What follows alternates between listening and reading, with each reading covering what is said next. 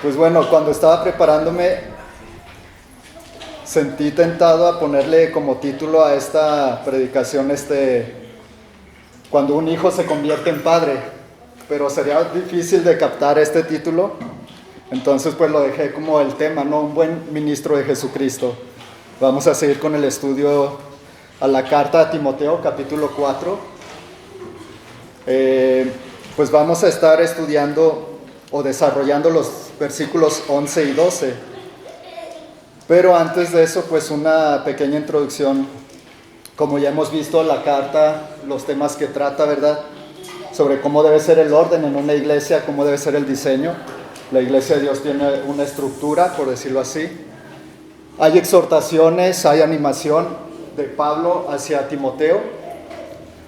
Y una de las características que más sobresalen es sobre mantener una sana doctrina, ¿no? Entre todo lo que Pablo va instruyendo a Timoteo, vemos que habla mucho sobre mantente firme en la sana doctrina.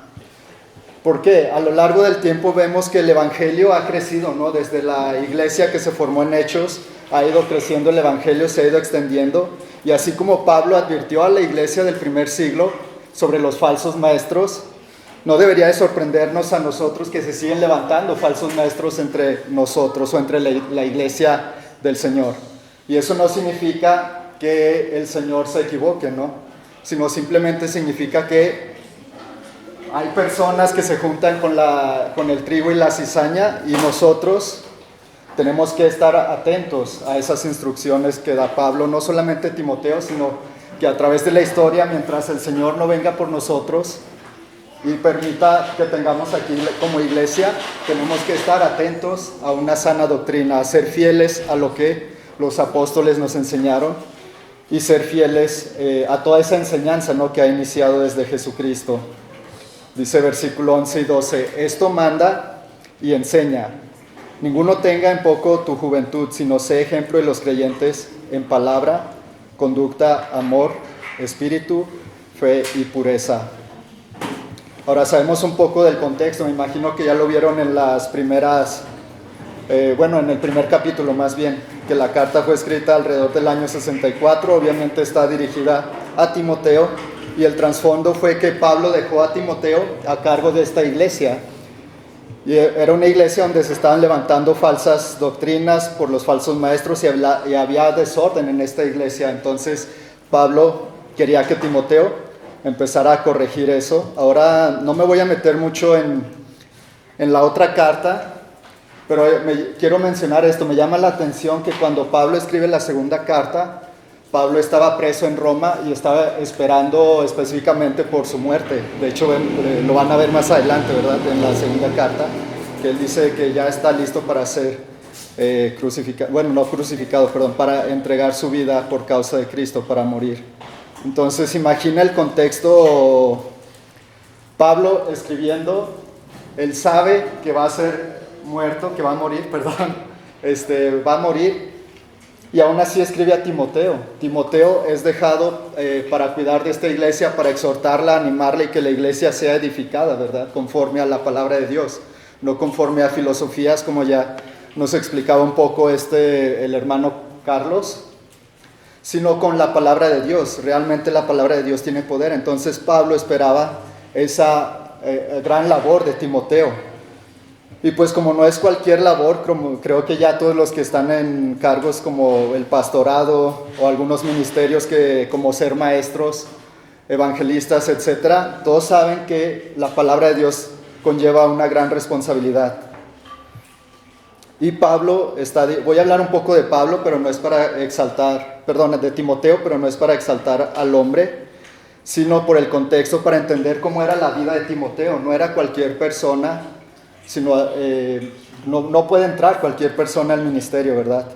Sino que tiene que cumplir con ciertas cualidades, no porque sean requisitos como un trabajo, como una empresa. Cuando tú vas a buscar un trabajo te piden ciertos requisitos y si no los cumples pues no te dan el trabajo, sino más bien como una testificación de que el Espíritu de Dios mora en tal persona y está preparado para cuidar de la iglesia, para amar de la iglesia, para instruir a la iglesia. Amén. Sí. Entonces, ¿quién fue Timoteo?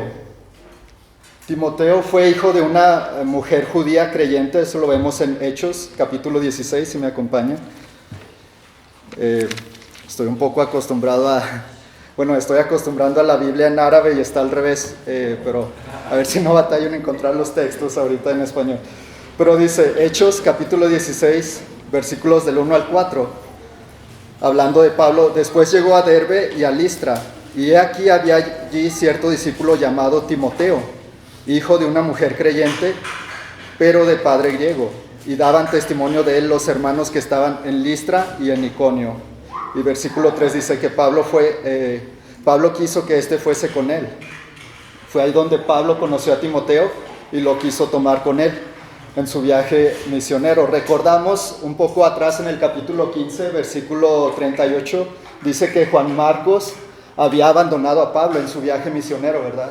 Entonces Pablo acaba de pasar, por decirlo así, como una decepción.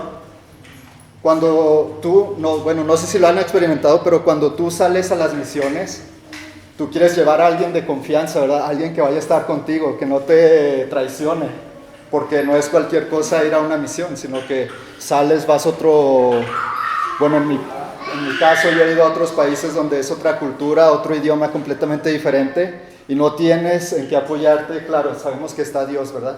Pero si no hay una persona en quien confiar, es muy difícil. Entonces Pablo acaba de pasar por esa decepción, ¿verdad? Juan Marcos lo había dejado solo, pero después conoce a Timoteo y tiene buen testimonio de Timoteo, entonces decide tomarlo con él para sus viajes misioneros. Entonces Pablo acaba de pasar, por decirlo así, como una decepción, pero encontró en Timoteo una persona en quien confiar. De hecho, Timoteo llegó a convertirse en un hijo espiritual para Pablo, por eso mencionaba el título, cuando un hijo se convierte en un padre. Después también Timoteo entregó su vida por causa de Cristo desde su juventud. Cuando Pablo conoce a Timoteo, no dice la edad exacta, pero por los cálculos probablemente era mayor de 15 años, o sea, era todavía un joven. Y ya más adelante, cuando Pablo escribe la carta a Timoteo, pues Timoteo ya había pasado varios años sirviendo junto con Pablo, lo vamos a ver más adelante. Y en el momento en que escribe esta carta, Timoteo posiblemente tendría entre 35 a 40 años. O sea, no era un joven como muchas veces piensan que era un pequeño adolescente, ¿no? Sino que ya había una madurez cuando él estaba ya a cargo de la iglesia. ¿Cuántos jóvenes hay aquí? Si quieren levantar sus manos. Ahí, pues sí hay varios, ¿verdad? Gracias a Dios que hay varios jóvenes. Entonces, pues jóvenes, espero que este estudio de estos pasajes, en lo que analizamos las escrituras y escudriñamos la palabra de Dios, pues sea de bendición para sus vidas y de mucha edificación, pero también los adultos pues no cierren sus oídos, ¿verdad?, a esta enseñanza, porque es algo que podemos poner en práctica a través de toda nuestra vida cristiana. Entonces, por alguna razón, si vamos un poquito adelante a Timoteo capítulo 2,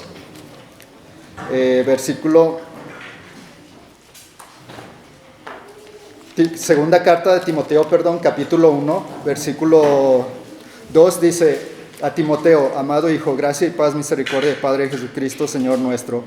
Doy gracias a Dios, al cual sirvo desde mis mayores, con limpia conciencia, de que sin cesar me acuerdo de ti en mis oraciones noche y día, deseando verte al acordarme de tus lágrimas, para llenarme de gozo, trayendo a la memoria la fe no fingida que hay en ti, la cual habitó primero en tu abuela Loida y en tu madre Eunice, y estoy seguro que en ti también. Por alguna razón, leyendo así muy brevemente, como digo, no quiero meterme mucho en textos más adelante que van a escudriñar, pero solamente para reforzar estos dos versículos. Por alguna razón, el padre de Timoteo estuvo ausente. Entonces Timoteo no estuvo recibiendo una enseñanza directa de su padre, pero su madre y su abuela lo estuvieron instruyendo conforme a las Sagradas Escrituras. Él fue creciendo en madurez en sus viajes misioneros con Pablo. Cuando Pablo decide tomarlo, él empieza a crecer. Ya tenía una madurez, claro, por eso Pablo lo tomó, pero fue creciendo conforme iba tomando esos viajes con Pablo. Otra cosa es que su ministerio, el de Timoteo, fue profetizado por aquellos creyentes que tenían una madurez y una visión más profunda de lo que es el carácter de Cristo. Regresamos a nuestro texto en 1 Timoteo capítulo 4.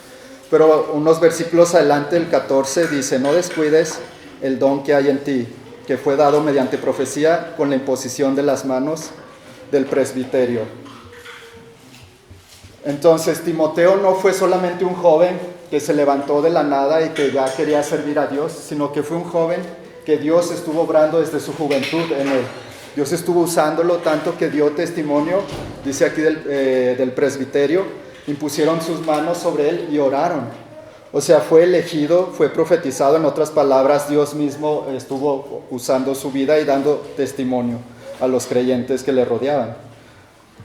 Cuando Pablo escribe la carta a Timoteo, como mencionaba, ya había servido ciertos años con Pablo. Timoteo ya había servido con Pablo. Y podemos notarlo en las cartas, por ejemplo, en la de Romanos, versículo 16-21, Pablo hace mención de Timoteo. Segunda de Corintios 1:1, Pablo también hace mención de Timoteo. Filipenses 1:1, también Pablo ahí menciona a Timoteo.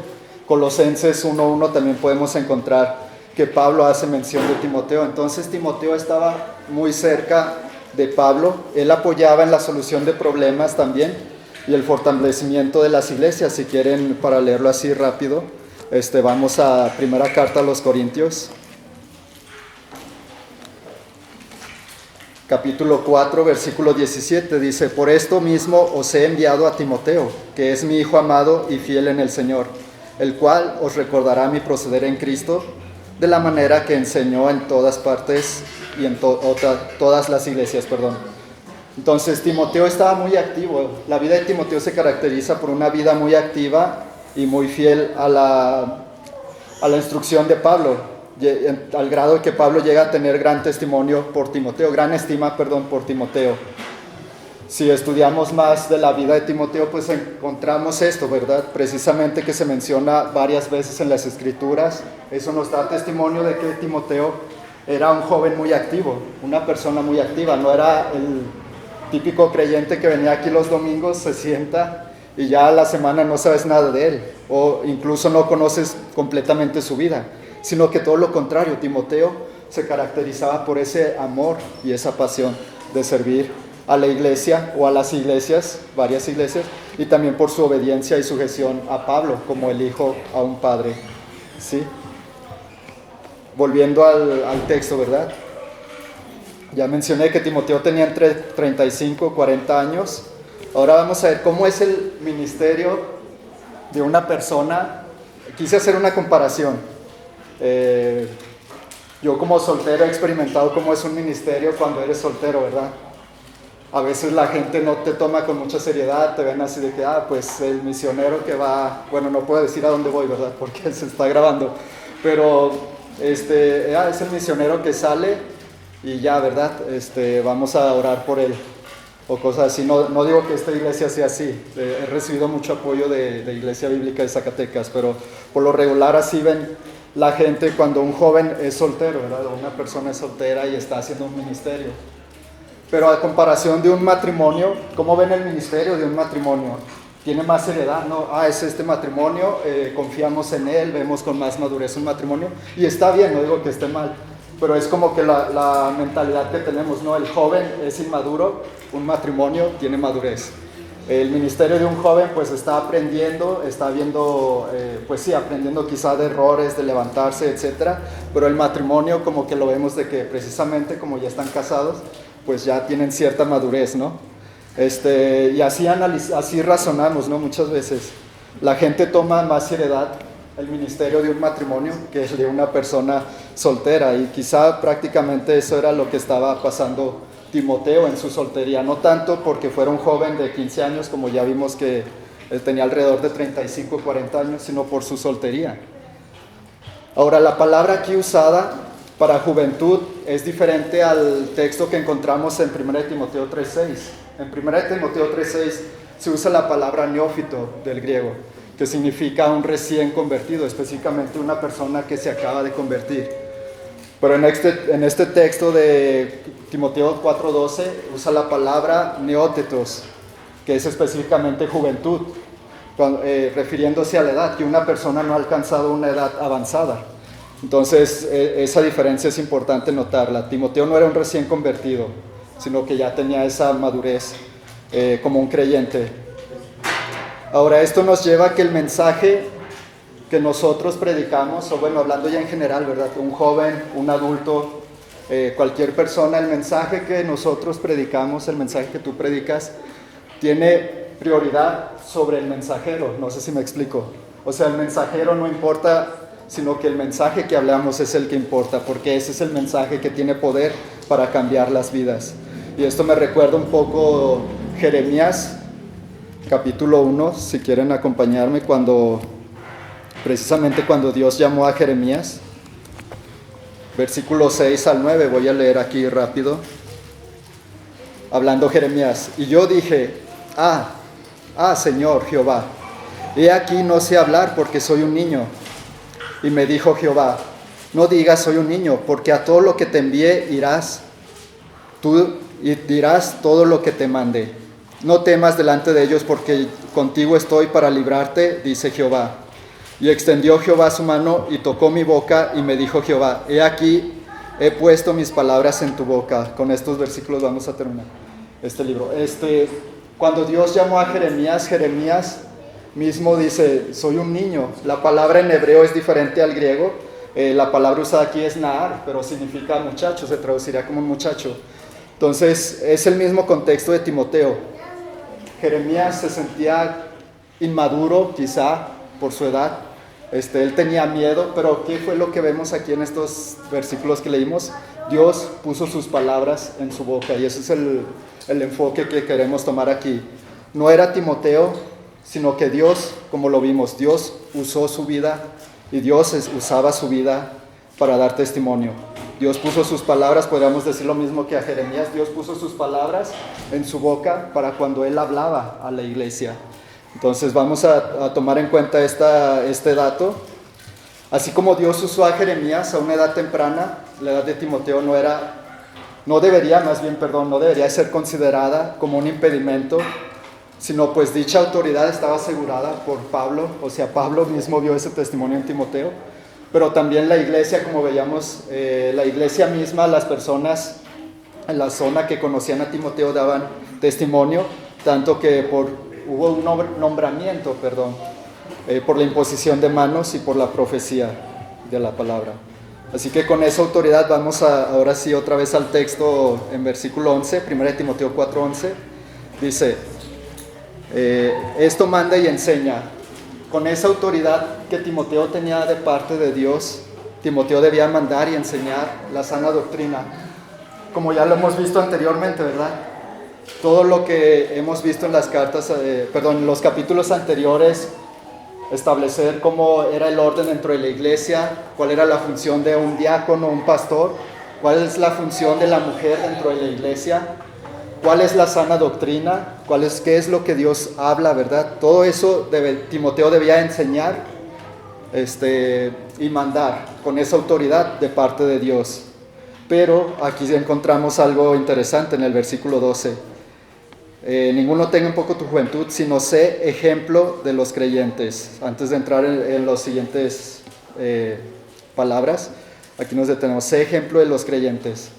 Eso era una cosa importante para Timoteo, especialmente como joven, ¿verdad? Como mencionaba, es diferente un ministerio de una persona soltera a un ministerio de un matrimonio. Era muy importante para Timoteo dar ese testimonio de que Dios estaba obrando con él. ¿Cómo? ¿Cómo un joven da testimonio de que Dios está obrando en su vida? Pues aquí mismo Pablo lo dice, ¿verdad? Continuando, dice, sino sé ejemplo de los creyentes en palabra. Y vamos a estar escudriñando un poco cada cualidad que menciona aquí Pablo hacia Timoteo en palabra. Vamos a Efesios capítulo 4.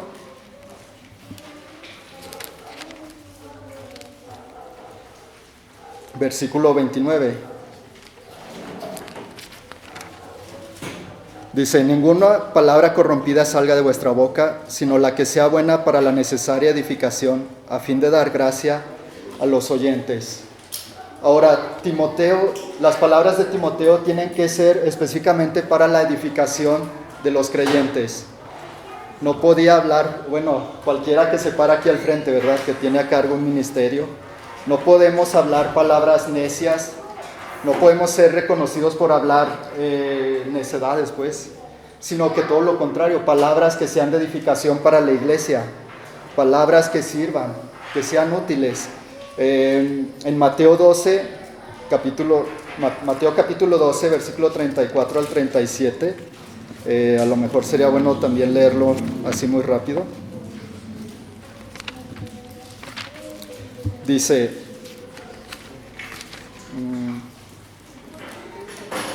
Dice hablando Jesús, aquí vamos a ver una comparación, ¿verdad? Dice hablando Jesús: generación de víboras, ¿cómo podéis hablar lo bueno siendo malos? Porque de la abundancia del corazón habla la boca. El hombre bueno del buen tesoro de su corazón saca cosas buenas, y el hombre malo del mal tesoro saca malas cosas. Mas yo os digo que toda palabra ociosa que hablen los hombres de ella darán cuenta en el día del juicio. Porque por tus palabras serás justificado y por tus palabras serás condenado. Ahora aquí el principio, así muy resumido, el principio no es que depende de lo que yo hable, gano la salvación o la pierdo. No, ese es el principio, no es ese. Sino el principio es que si tú eres un árbol bueno, vas a dar frutos buenos. Si tú eres un mal árbol, pues tus frutos van a ser malos. No podemos ser hipócritas, ese es el principio. O hablo lo bueno para edificación o hablo lo malo. Y de todo lo que hablamos vamos a dar cuentas. Entonces, esto de ser testimonio, ser ejemplo en palabras, significa que tus palabras estén enfocadas hacia la edificación. Dice Proverbios 12, 18, si quieren buscarlo, si no aquí lo cito. Dice que los golpes, que las palabras de los necios, son como golpes de espada, ¿verdad? Que destruyen. Pero la lengua de los sabios es medicina. En otro... Segunda de Timoteo, capítulo 4, volviendo a la carta a Timoteo.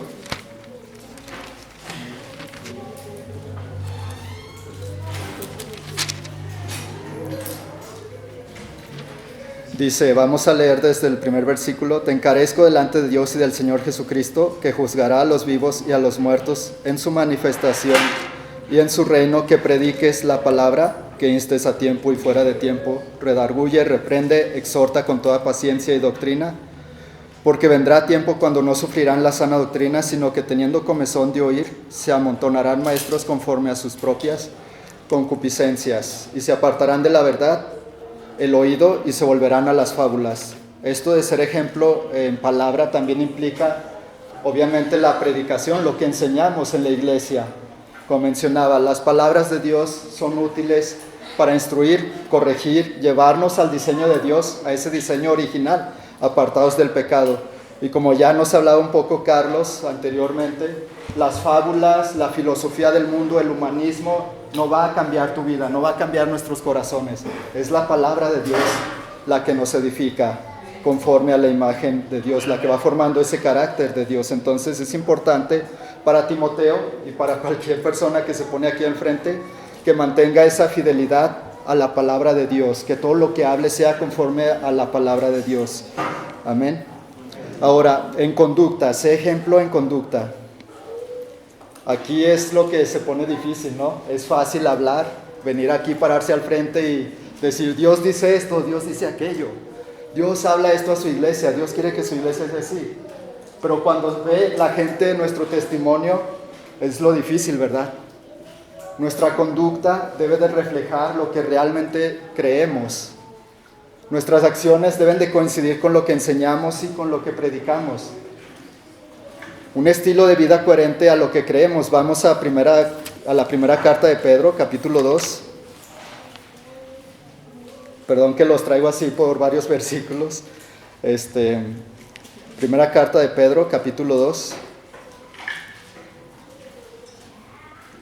Versículo 12, vamos a leer algunos versículos aquí salteados, pero bueno, el versículo 12 dice, manteniendo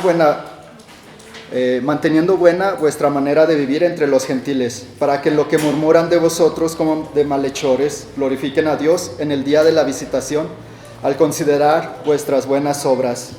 Nos saltamos hasta el 15, dice, porque esta es la voluntad de Dios, que haciendo bien hagáis callar la ignorancia de los hombres insensatos. Como libres, versículo 16 dice, como libres, pero no como los que tienen la libertad como pretexto para hacer lo malo, sino como siervos de Dios. Esto es ser testimonio en conducta, ser de ejemplo en conducta. Nuestra conducta debe de coincidir con todo lo que nosotros creemos. ¿Qué pasa si yo predico acerca de la santidad, pero me ves en pecado? ¿Qué pasa si yo predico de la oración, pero nunca me ves orando? ¿Qué pasa si yo predico del perdonar al prójimo y amarlo, pero me ves que estoy enojado con mis hermanos o siempre estoy gritando? No sé. Tenemos que ser ejemplo en conducta. Dice Eclesiastés 10 que así como las moscas hacen heder un buen perfume, una pequeña necedad o un pequeño error pesa más que la sabiduría y la honra. Así es la vida del cristiano, aunque no lo creamos, aunque pensemos, no, es que como lo vimos aquí, la libertad que Dios nos da no es una libertad para pecar, sino que es una libertad para demostrar que nosotros queremos seguir a Dios, ¿cómo decirlo? Por amor. O sea, no seguimos a Dios por estar obligados, no seguimos a Dios porque Dios sea un tirano y está viendo en qué te equivocas y dices, ay, quiero agradar a Dios porque si no me castiga.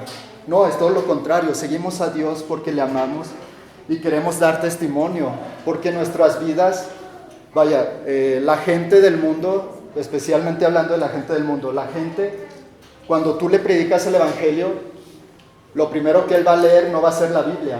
Puede que sí, ¿verdad? Si Dios lo hace así, Dios puede poner en el corazón de un inconverso el interés de leer la Biblia antes que otras cosas. Pero por lo regular no pasa así. Lo primero que ellos leen es tu vida, tu testimonio, lo que tú hablas, si tiene coherencia con lo que tú vives. Entonces es un testimonio que tiene mucho poder. Aún el joven, dice el muchacho en Proverbios 20:11, es conocido por sus hechos, si vive con sabiduría. Esto construye a la confianza y a la credibilidad de nuestro testimonio. En este caso, hablando de Timoteo, su vida, su conducta reflejaba confianza, construía credibilidad en lo que él tenía o iba a enseñar en ese momento a la iglesia en la cual él estaba a cargo. Entonces era importante que la iglesia viera ese testimonio en su conducta, una conducta que está en coherencia con la palabra de Dios. Ahora, el amor. El amor debe de reflejarse de una manera genuina en el creyente. ¿Cuántos creen eso? De Primera de Juan, capítulo 4. Voy a leer del versículo 7 al 11. Dice: Amados, amémonos unos a otros, porque el amor es de Dios. Todo aquel que ama es nacido de Dios y conoce a Dios. El que no ama no ha conocido a Dios, porque Dios es amor. En esto se mostró el amor de Dios para con nosotros, en que Dios envió a su Hijo unigénito al mundo para que viviéramos por Él. En esto consiste el amor, no en que nosotros hayamos amado a Dios, sino en que Él nos amó a nosotros y envió a su Hijo en propiciación por nuestros pecados. Amados, si Dios nos ha amado así, debemos también nosotros amarnos unos a otros. Ese es un amor que no se puede forzar, creo yo. Cuando tú vas voy a ponerme un poquito de ejemplo, solo para reforzar el texto. Cuando tú vas a una comunidad donde no hablas su idioma, no conoces su cultura, la gente que te rodea, ellos pueden notar si tú tienes interés en conocerles, en acercarte a ellos, o si nada más estás ahí por otras razones. La gente ve o puede sentir más bien si les amas en el hecho de que tú te acercas a ellos, quieres aprender su idioma, te esfuerzas en conocer su cultura, en platicar con ellos, pasar tiempo con ellos, y eso no es un fruto que se pueda falsificar. Cuando tú estás en una zona, sales pues de tu zona de confort y estás en un lugar así como te digo, no puedes falsificar el amor. ¿Por qué? Porque te vas a terminar estresado, vas a terminar, no sé, cualquier otra cosa y la gente va a ver eso. El amor se refleja de una manera natural, como lo leíamos aquí en la carta de Juan. Si Dios te ha mostrado ese amor tan profundo, va a ser, quizá no fácil, no puedo decir que sea fácil, pero va a ser un fruto que mora en el creyente.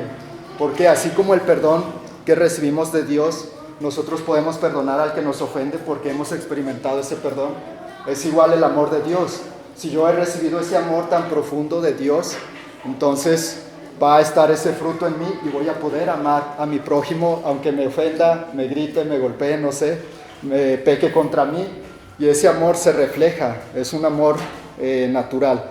Algo platicaba hace poco con un joven, ¿verdad? Precisamente ayer, si no me equivoco, le preguntaba, bueno, platicábamos de por qué la iglesia en Hechos crecía muy rápidamente. Al menos yo he visto 3 aspectos de por qué la iglesia crecía rápidamente.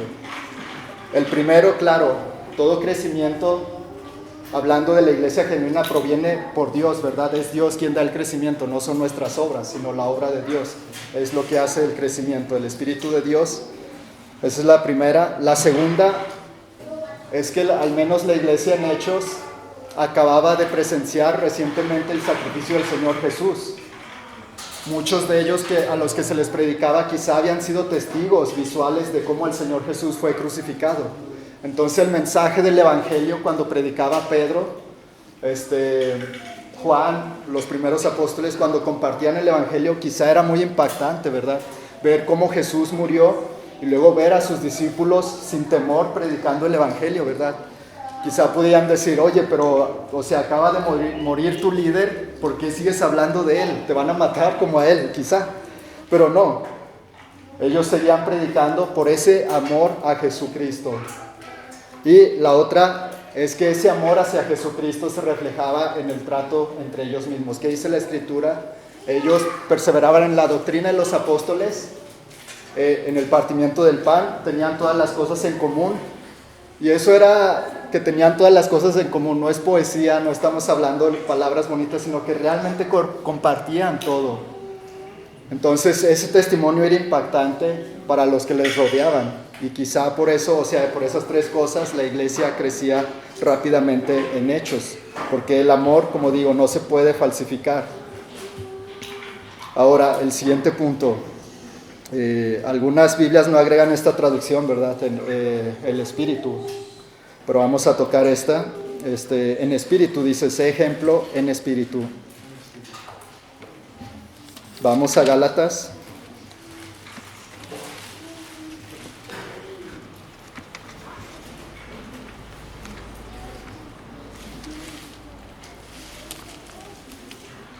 Muchas veces, cuando se habla del Espíritu, pues bueno, nosotros ya tenemos el conocimiento, ¿verdad?, de lo que es el Espíritu, cuando la Biblia habla de ser llenos del Espíritu Santo. Pero hay algunas congregaciones, no quiero hablar nombres así muy específicos, pero hay congregaciones donde piensan que ser llenos del Espíritu Santo, reflejar que una persona mora el Espíritu Santo, es tirarse al suelo, balbucear, perder el dominio, porque le dicen, es que el Espíritu Santo viene a morar en mí y entonces yo ya no tengo control sobre mis acciones porque el Espíritu Santo me está controlando. Es lo que creen algunos, ¿verdad? Pero Gálatas nos enseña todo lo contrario, ¿verdad? Vamos a Gálatas capítulo 5, versículos 22 al 24, dice, mas el fruto del Espíritu es amor, gozo, paz, paciencia, benignidad, bondad, fe, mansedumbre, templanza. Contra tales cosas no hay ley. Pero los que son de Cristo han crucificado la carne con sus pasiones y deseos. Si vivimos por el Espíritu, andemos también por el Espíritu. Aquí nos detenemos. Básicamente, el reflejo de que una persona está llena del Espíritu Santo, que el Espíritu Santo mora en una persona, es el dominio propio. Esa persona sujeta sus pasiones, su concupiscencia, su carne, porque tiene dominio propio gracias al Espíritu Santo. Dice, si vivimos por el Espíritu, andemos también por el Espíritu. La vida de Timoteo debía reflejar esa sujeción hacia el Espíritu, que somete su carne, sometía sus pasiones, sometía la concupiscencia en el Espíritu. La carne no reinaba sobre su vida y eso se debería de reflejar. Dice Proverbios 25-28, como una ciudad invadida y sin murallas, es el hombre que no domina su espíritu. Así que cualquier persona que se levanta aquí enfrente que tiene un cargo de pastorado, un ministerio, que sea al frente, tiene que reflejar eso, que su vida está gobernada por el Espíritu Santo, pero ese Espíritu, como digo, no anula nuestra voluntad, sino que al contrario, te ayuda en la debilidad, y eso se refleja en el dominio propio, en que no somos gobernados por la carne, sino que estamos gobernados por el Espíritu, y esa es la llenura, un control sobre nosotros mismos, sobre el pecado, sobre las concupiscencias que quizá mucha gente no entiende, ¿verdad? Relacionan de hecho, un problema que había en la iglesia de Corintios, hablando ahora de otra iglesia, era que las personas relacionaban el pecado con la necesidad de comer, ¿verdad? Si nuestros cuerpos fueron hechos para comer, si yo siento hambre y necesito comer, así veían el pecado moral, ¿verdad? O más bien la sexualidad. Entonces, pero todo eso es pecado, todo eso va en contra, sino que todos debemos de reflejar ese dominio a través del Espíritu Santo. Ahora, el otro punto, en fe. Dice, sé ejemplo en fe. No sé si alguna vez lo han pensado, creo que en un estudio con los jóvenes lo pregunté, pero cada persona, nosotros necesitamos ver ejemplos, ¿no? Palpables. Entonces, cada persona que está al frente de un liderazgo, un ministerio, tiene un cargo, una responsabilidad. La fe de esa persona se vuelve evidente a otros, ¿verdad? Si tú ves, por ejemplo, al pastor que viene un problema, no sé, cualquiera que sea la situación, y ese problema lo tumba, lo ves derrotado, desanimado, que ya no quiere hacer nada, ¿qué es lo que refleja la iglesia? Todo lo contrario, ¿verdad? Ese hombre no está confiando en Dios. Pero si tú ves a un pastor que a pesar de que lleguen problemas, ataques a la iglesia, que haya, no sé, cosas malas que se introduzcan en la iglesia y tenga que mantenerse firme y corregir todo eso, y tú lo ves fortalecido en fe, no por sus obras, no por su coeficiente, no por su habilidad para manejar la situación, sino porque él sabe en quién confía. Y esa fe está puesta en el Señor. Entonces eso lo ve la iglesia y dice, wow. Vamos a Hebreos 11. Bueno, es un capítulo largo, no quiero tomar mucho tiempo, pero dice, voy a empezar desde el versículo 1. Es pues la fe, la certeza de lo que se espera, la convicción de lo que no se ve, porque por ella alcanzaron buen testimonio los antiguos. Por la fe entendemos haber sido construido el universo por la palabra de Dios, de modo que lo que se ve fue hecho de lo que no se veía. Y luego empieza a dar testimonio de hombres, ¿verdad? Por la fe Abel ofreció a Dios más excelente sacrificio que Caín, por lo cual alcanzó testimonio de que era justo, dando a Dios testimonio de sus ofrendas, y muerto aún habla por ella. Luego vemos de Enoc, vemos de Noé, y vamos así viendo personajes, ¿verdad? O hombres que Dios da a través de este libro de Hebreos 11. Dice, vamos al versículo 13. Conforme a la fe murieron todos estos sin haber recibido lo prometido, sino mirándolo de lejos y creyéndolo y saludándolo y confesando que eran extranjeros y peregrinos sobre la tierra. Porque los que esto dicen claramente dan a entender que buscan una patria.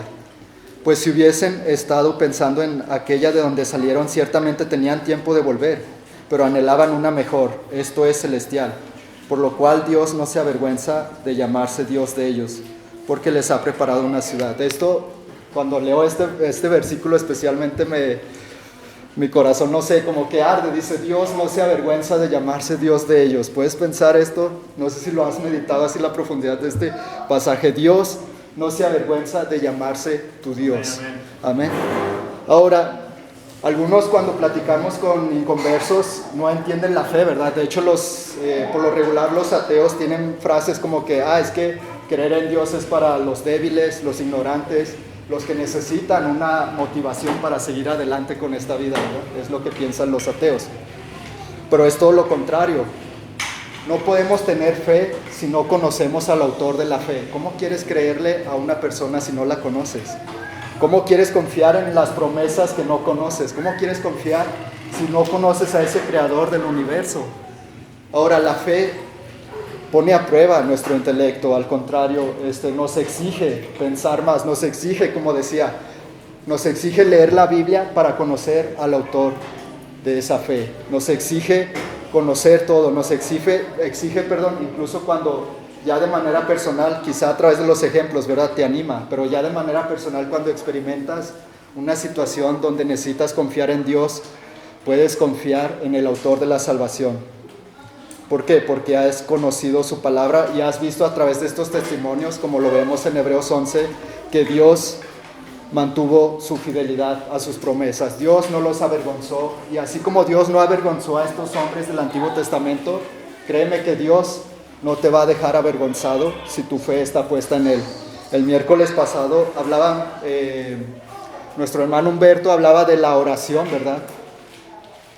Nosotros confiamos en la oración no porque sean poderosas nuestras palabras, no porque haya poder en lo que tú oras, en lo que tú pides, sino porque nuestra oración está enfocada a Dios. Y ese Dios es el autor de esa fe que nosotros tenemos. Y si pedimos conforme a su voluntad, dice su palabra, que Él hará esas cosas. Entonces eso es demasiado hermoso. Pero una fe, volvemos a lo mismo, la fe no se puede falsificar. Se pueden falsificar los diamantes, ¿verdad? Pero cuando son probados por fuego, ahí se revela lo que realmente es. Así es la fe. Podemos querer falsificar un cristianismo, podemos querer falsificar un pastorado, cualquier ministerio, pero cuando es probada por ese fuego, se va a revelar lo que realmente somos. Dice la siguiente, en pureza. Nuestra vida debe de reflejar pureza, integridad moral, debe de reflejar una ética, una vida libre de pecado. Bueno, quizá no podemos usar esa libertad, ¿verdad? Porque todavía estamos en estos cuerpos débiles, pero más bien diría una vida que no está esclavizada por el pecado, una vida que a pesar de que es débil en la carne puede decirle no al pecado, no a las tentaciones, no a fallar, aunque haya debilidad. Entonces, esa pureza se refleja, o debería de reflejarse también, así como en Timoteo, en todos aquellos que están dando están aquí enfrente, ¿verdad? Si vamos al capítulo 2 de Timoteo.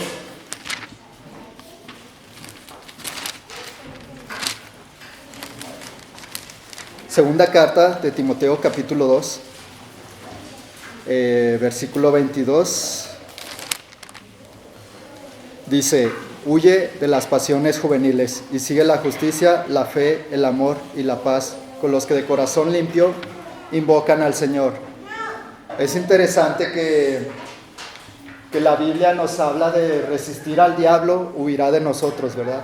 Resiste al enemigo y él va a huir. Mantente firme cuando el enemigo venga quizá a atacarte o a otras cosas.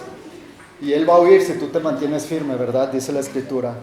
Pero aquí Pablo le dice a Timoteo, huye de las pasiones juveniles.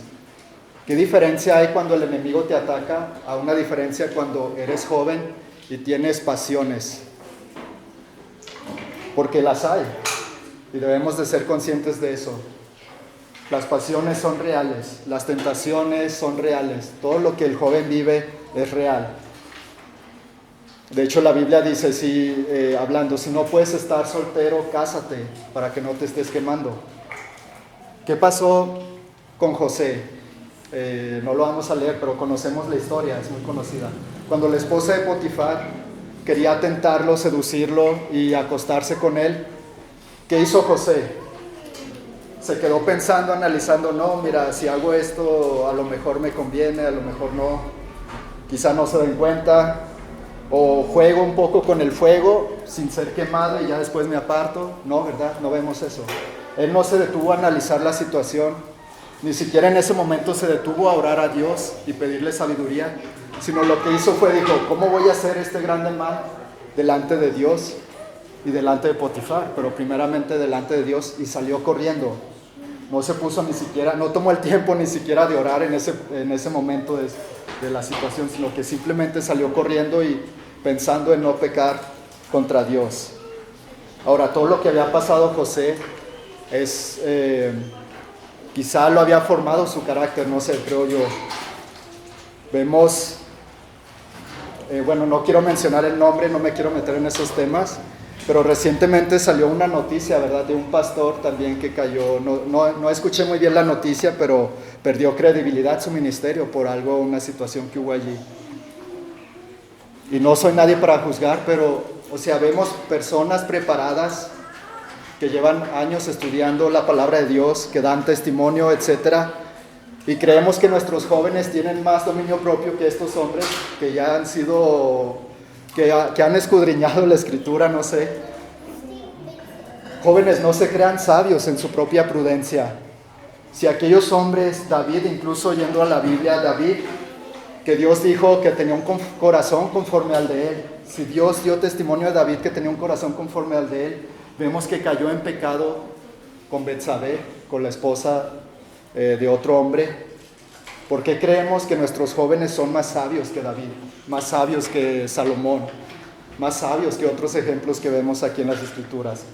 Jóvenes, no se crean sabios en su propia prudencia. Dice la palabra de Dios que jugarás con las brasas sin quemarte, jugará el hombre con brasas sin quemarse.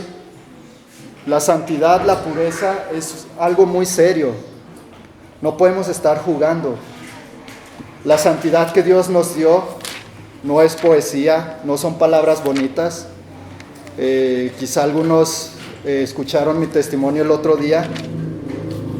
Y para mí la santidad que Dios me dio es como una perla de gran precio, como le dice la parábola, una perla de gran precio que lo vale todo esa santidad que Dios nos dio, esa posición que Dios nos da en Cristo Jesús. Y no es poesía, es una santidad verdadera. Primera de Pedro, capítulo 1.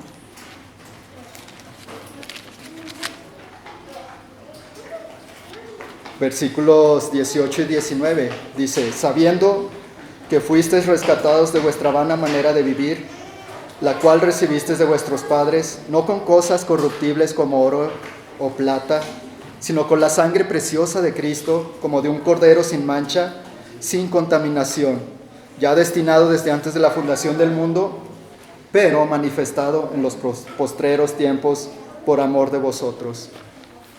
Hermano, joven, que están aquí, jóvenes, esa santidad, si tú has creído en Cristo Jesús como tu Salvador y tu Señor, esa santidad de la que se habla en la Biblia no es poesía, no solamente son palabras bonitas para calmar tu conciencia y levantar tu autoestima, no sé cómo lo quieras llamar, sino que es una realidad, esa santidad. ¿Por qué? Porque el Señor Jesús realmente murió en esa cruz, realmente dio su vida, derramó su sangre para limpiarnos de esa maldad.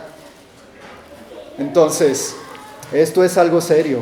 También va para los más mayores, ¿verdad?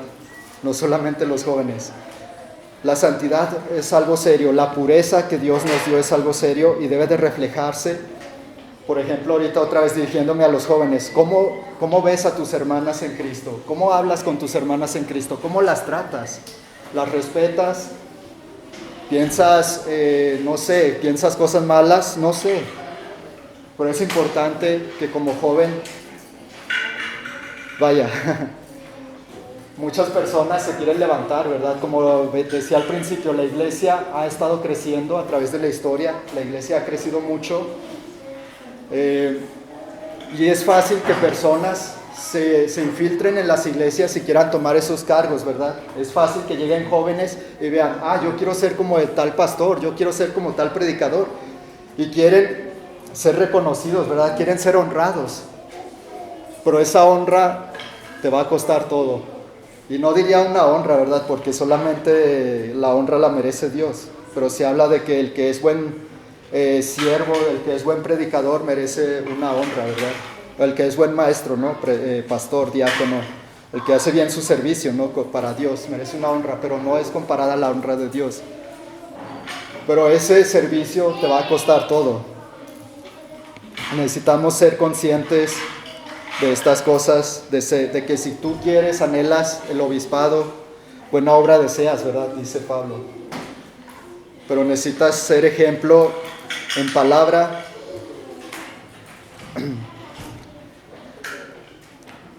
conducta, amor, espíritu, fe y pureza. Y esto refleja todo el carácter del cristiano.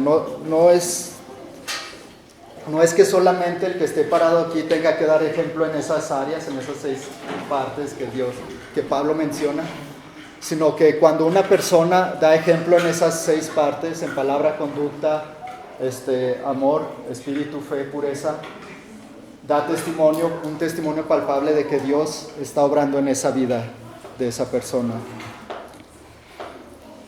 También ya para concluir, no sé cómo voy de tiempo, perdón si me extendí un poco, pero ya para concluir, es fácil querer ser reconocidos, pero creo que Dios usa como una lógica inversa, ¿verdad? Mateo 20, si me acompañan a Mateo, capítulo 20.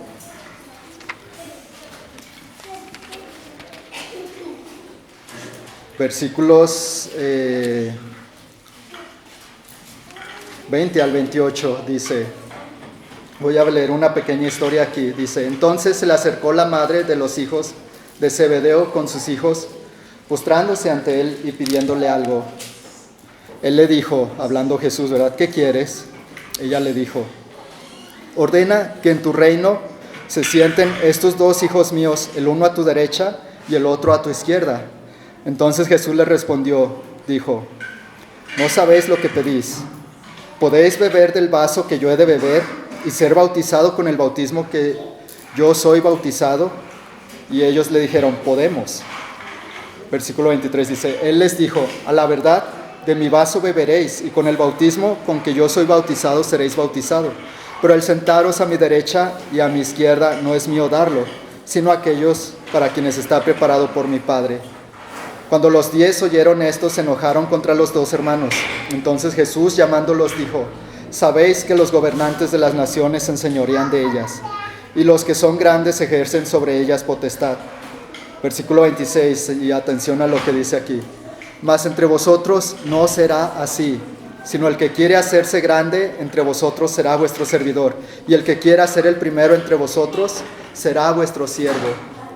Como el Hijo del Hombre no vino para ser servido, sino para servir y para dar su vida en rescate por muchos. Parecido a lo que leía ahorita nuestro hermano Jesse. Si quieres perder tu vida, o más bien si quieres salvar tu vida, la perderás. Si te enalteces, dice Dios, te humillaré. Pero si te humillas, yo te enalteceré, dice Dios. Si pierdes tu vida por mi causa, por la causa de Dios, la salvarás. Es como una lógica inversa, ¿no? Yo no quiero perder mi vida, pero la voy a perder si pienso así. Yo quiero ser enaltecido, quiero ser orgulloso, Dios me va a humillar. Pero si tú te humillas delante de Dios, Dios te levanta. Es como una lógica inversa, completamente... La cosmovisión del mundo va en esa dirección, ¿verdad? Buscan riqueza, poder, gloria, honor. Pero la cosmovisión de Dios es humíllate, despójate de todo para que seas una vasija donde Él deposite su espíritu y a través de su espíritu que mora en ti, en el creyente, te va a levantar y va a ser como Jesús. El ejemplo de Jesús, Él vino para servir y dar su vida. ¿Cuántos predicadores o cuántos maestros o cuántos que desean el pastorado los escuchas decir así? Yo quiero dar mi vida como Jesús la dio. Muchos corrompidos buscan, escucho seguido testimonios de personas que han sido defraudadas y dicen, no, es que el pastor busca riquezas, ¿no? Su corazón está en las riquezas, o el pastor está en otras cosas, pero nunca está en servir y dar su vida por la iglesia. El buen pastor da su vida por sus ovejas, así como Jesús. Y Jesús, ¿cuál fue, hermanos, cuál fue el ministerio, por decirlo así? No ministerio. ¿Cuál fue la obra principal que Jesús vino a hacer? ¿Qué fue la ordenanza del Padre hacia Jesús? ¿Cuál fue la principal palabra que Jesús tenía que obedecer de su Padre? Era dar su teología, enseñar la ley de Dios. No, ¿verdad? Claro, eso es secundario. Jesús nos mostró el camino, pero el principal propósito por el cual Jesús vino a esta tierra fue para dar su vida por rescate de muchos, como lo dice el texto que leímos. Jesús dio evidencia de todo, ¿verdad? Vemos en su testimonio que Jesús dio evidencia de que Él tenía dominio sobre el pecado, dominio sobre la muerte, dominio sobre las enfermedades, dominio sobre los demonios. Él tenía dominio incluso sobre la creación misma cuando calma las aguas. Vemos un hermoso testimonio en la vida de Jesucristo y eso le dio poder para la credibilidad. No lo quiero decir con mala intención, ¿verdad? Jesús es el Hijo de Dios, Jesús es Dios mismo, todos los atributos de Dios son iguales a los de Jesús, los atributos son iguales, pero la gente, ¿verdad? Cuando no conocía a Dios, los judíos que pensaban que conocían a Dios, pero estaban lejos sus corazones de Dios, ellos debían haber visto el testimonio en Jesús y ver, este es el Mesías que esperamos, este es el Hijo de Dios, es el Cordero que quita el pecado del mundo. Amén. Y Jesús dijo, tengo que hacer la voluntad del Padre. En Juan capítulo 4, en una conversación registrada, dice, mi comida es hacer la voluntad de mi Padre, o la voluntad del que me envió. ¿Y cuántos de nosotros decimos eso, verdad, joven? ¿Anhelas obispado, joven? ¿Anhelas ser un maestro, un predicador, un misionero, un pastor? Tienes que decir, mi comida es hacer la voluntad de mi Padre. Mi comida es hacer la voluntad de Dios. Mi vida se debe de caracterizar por esa voluntad de Dios. Y para concluir ya, Timoteo había dado ese testimonio como buen ministro y compañero de Pablo. Y por lo tanto ese testimonio que él daba tenía que mantener esa autoridad respaldada por su testimonio. O sea, no solamente era un hombre que de repente se le ocurrió ser pastor y quedarse ahí en esa iglesia, sino que todo su testimonio reflejaba, y también por la ordenanza de Pablo y el presbiterio, como leíamos hace un momento en la principal.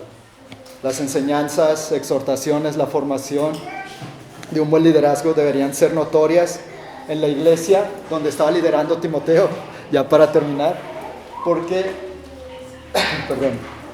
para que los creyentes en esta iglesia pudieran ver lo que es el verdadero liderazgo, un verdadero pastorado, en comparación, como mencionaba, que se estaban levantando falsos maestros a enseñar cosas que no iban conforme al Evangelio de Dios. Incluso los ataques que había por causa de los que seguían a la diosa entre comillas, como un dios falso, que le llaman Diana. Todas esas cosas necesitaba contrarrestar Timoteo. Por lo tanto, su testimonio tenía que marcar esa autoridad y ese ejemplo para la iglesia, en contraste a los falsos maestros.